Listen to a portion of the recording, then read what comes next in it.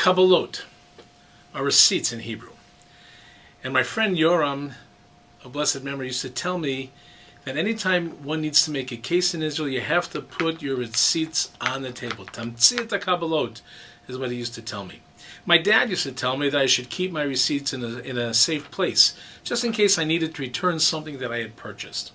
And I'm reminded of those two messages about receipts as I think about the events of this past week at the Vatican in Rome, where we discovered that there was a conference of clerical leaders, bishops, archbishops from the Middle East who convened to discuss the plight of Christians in the Middle East. And after the conference concluded, Archbishop Cyril Salim Bustro said, "We Christians cannot speak about the promised land for the Jewish people. There is no longer a chosen people. All men and women of all countries have become the chosen people. The concept of the promised land cannot be used as a base for the justification of the return of Jews to Israel and the displacement of Palestinians." The Jerusalem Post responded by saying that it seems that most of the suffering of Christians in the Middle East has been at the hands of Muslim governments. And yet, by bashing Israel, Arab Catholic bishops, as a persecuted minority in the Middle East, are attempting to go out of their way to prove their loyalty to their Muslim brethren. It's a complicated and difficult situation.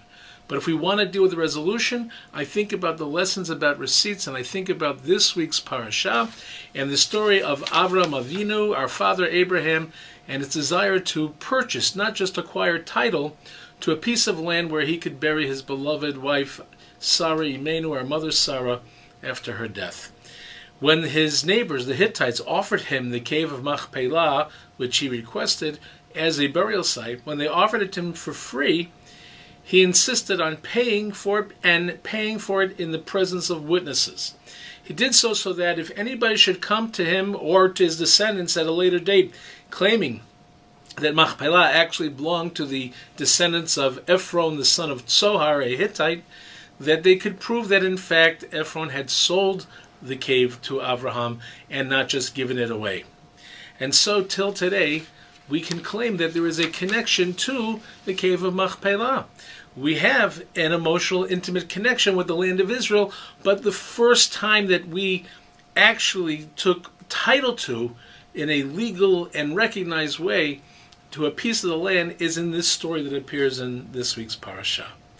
According to Professor Yair Zakovich of Hebrew University, this is a paradigm for several stories that appear throughout Tanakh, throughout the Bible, where important people in biblical history acquire title to an important piece of land by purchasing it in the same manner that Abraham purchased his land.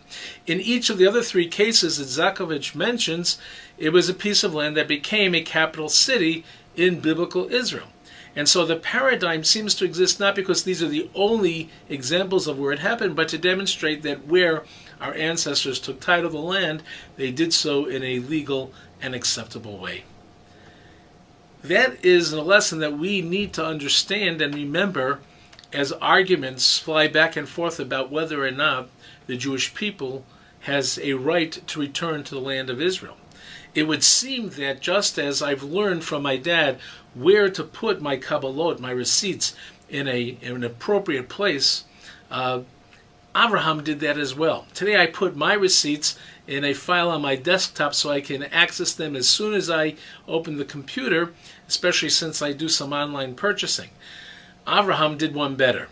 He put a copy of the entire transaction right in the middle of the Torah so that the transaction would be known to all who have any familiarity with the Torah, whether they are Jews or Christians or Muslims. We would think that the Archbishop and his colleagues would know better than to argue with what is clearly part of not only our biblical tradition, but theirs. They should know better than to argue against legitimacy of the connection of the Jewish people to the land of Israel. Shabbat Shalom.